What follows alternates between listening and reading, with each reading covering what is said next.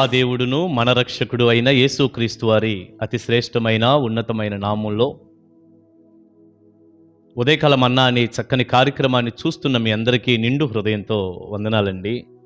దేవుని మహాకృప మీకు తోడై ఉండును గాక. ఎలా ఉన్నారు? దేవుని కృపలో మీరు మీ కుటుంబాలు క్షేమమే కదా?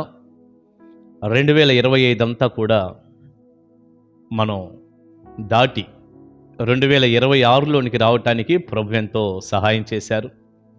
ఈ నూతన సంవత్సరం మీ అందరికీ కూడా నేను శుభాకాంక్షలు కూడా తెలియచేస్తున్నాను. ఈ 2026 అంతా కూడా మీకు ఒక దీవెనకరమైన ఆశీర్వాదకరమైన సంవత్సరంగా దేవుడు ఉంచును గాక.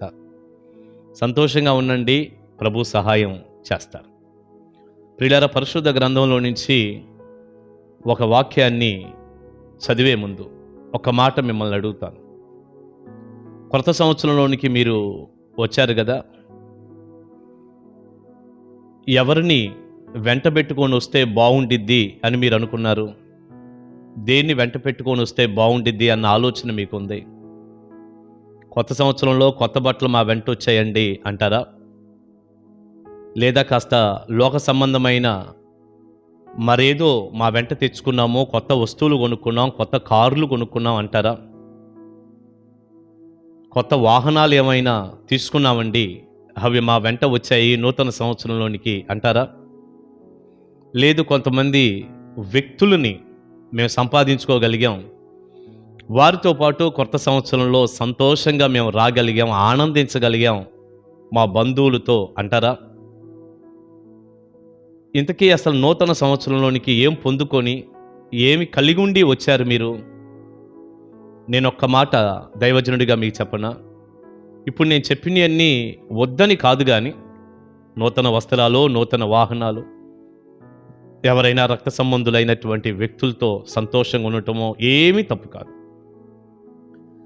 కానీ నూతన సంవత్సరంలోనికి వచ్చే మనం కేవలం వీరితో మాత్రమే కొత్త సంవత్సరంలోనికి వచ్చాము, ఈ సంతోషమే మాకుంది అంటే దానివల్ల నీకు పెద్ద ప్రయోజనం ఏమీ లేదని నేను ఒక దైవజనుడిగా తెలియజేస్తున్నాను. మరి నూతన సంవత్సరంలోనికి ఎవరితో కలిసి రావాలి అని మనం ఆలోచించినప్పుడు దేవునితో కలిసి నూతన సంవత్సరంలోనికి మనం రావాలి. దేవునితో కలిసి రావాలి. సరే, దేవునితో కలిసి మీరు కొత్త సంవత్సరంలోనికి వచ్చారా? దేవుడు లేకుండానే వచ్చేసారా? ఇప్పటి వరకు నేనేదో కొన్ని చెప్పాను, మరికొన్ని ఉండొచ్చు. వాటితో మీరు నూతన సంవత్సరంలోనికి రావటాన్ని బట్టి దేవుడు ఉన్నట్టేం కాదు. ఒకవేళ అవి లేకపోయినా పర్లేదు కదండి. నూతన వస్త్రాలు లేకపోయినా, నూతన వాహనాలు లేకపోయినా, ఎవరో మన అనుకున్న వ్యక్తులు మనతో రాకపోయినా ఏమీ దండగలేదండి. దేవుడిని కలిగి ఉండాలి. మనం దేవునితో క్రొత్త సంవత్సరంలోనికి రావాలి. పరిశుద్ధ గ్రంథంలో ఓ చక్కని మాట ద్వితీయోపదేశకాండ గ్రంథంలో ఇలా రాసి ఉంది. 31వ అధ్యాయం 8వ వాక్యం. నీ ముందర నడుచువాడు యెహోవా, ఆయన నీకు తోడయుండును, ఆయన నిన్ను విడువడు, నిన్ను ఎడబాయడు, భయపడకుము, విస్మయమొందకుమని ఇశ్రాయేలీయుల అందరి ఎదుట అతనితో చెప్పెను. అంటే యెహోషువతో దైవజనుడైనటువంటి మోషే చెబుతున్నటువంటి మాట. నీ ముందర నడుచువాడు నీ దేవుడైన యెహోవా. యెహోషువ ముందు యెహోవా నడుస్తున్నాడట, దేవుడు నడుస్తున్నాడట. కలిసి ప్రయాణం చేస్తున్నారు. ఆయన ముందు, ఈయన వెనుక. కొన్ని స్థలాల్లో అయితే నీతో కూడా వచ్చేవాడు నీ దేవుడైన యెహోవాయే అని కూడా బైబిల్లో మనం చూస్తాం. మనతో ఆయన రావాలి, మనతో ఆయన ఉండాలి. ఒక కాపరిగా మనకంటే ముందుగా ఆయన నడవాలి. వాస్తవానికి ఇక్కడ యెహోషువ భయపడిపోతున్నాడు. మోషే వయసు 120 సంవత్సరాలు వచ్చింది, యోర్దాను దాటకూడదని దేవుడు చెప్పాడు. ఇశ్రాయేలు ప్రజలందరికీ కూడా కనాన్లో స్వాస్థ్యాలు పంచివ్వాలి.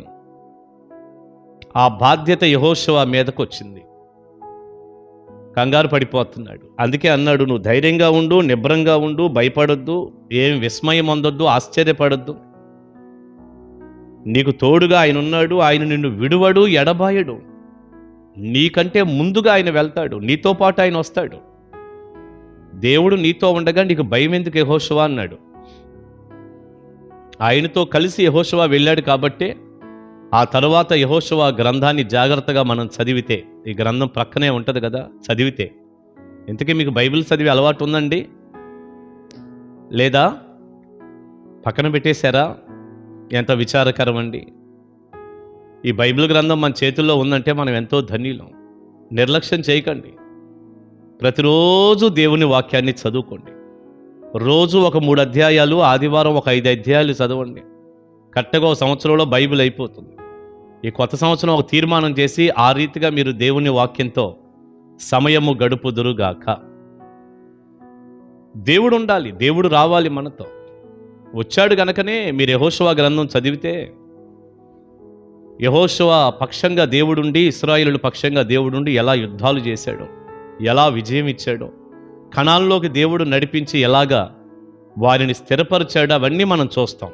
దేవుడు యెహోషువతో ఉన్నాడు, ఇశ్రాయేలు ప్రజలతో ఉన్నాడు. నీతో ఉన్నాడా? నీకంటే ముందుగా నీతో కూడా ఆయన కొత్త సంవత్సరంలోకి వచ్చాడా? మీరు నన్ను ఇలా అడగొచ్చు, అన్నయ్య మీరు దేవునితో వచ్చారా, దేవుడు ఉన్నాడా అని అడుగుతున్నారు, మాకెట్టా తెలిసిద్ది అని. నేను ఒక కొండ గుర్తు లాంటి ఒక గుర్తు చెప్పనా మీకు, దేవుడు ఉన్నాడో లేడో? మీరు చెడులో పాపంలో ఉన్నారనుకోండి, దేవుడు లేడు మీకు. గుర్తుపెట్టుకోండి ఇది. సంవత్సరాలు జరుగుతున్నా నీ చెడు అలవాట్లు ఏమీ మానవు అనుకోండి, చెడు అన్న దగ్గర నువ్వేం పెట్టుకుంటావో పెట్టుకో. నీకు తెలుసు ఇది తప్పు అని. అలాంటి తప్పులు చెడు నీలో ఉంటే నువ్వు ఒకవేళ చర్చికి వెళ్ళే వ్యక్తివైనా సరే, దేవుడు నీతో అస్సలు ఉండడు. ఇది నువ్వు గుర్తుపెట్టుకోవాల్సిన మాట. నేను మందిరానికి వెళ్తున్నాను కదా, నేను విశ్వాసుని కదా, కాదు కాదు కాదు.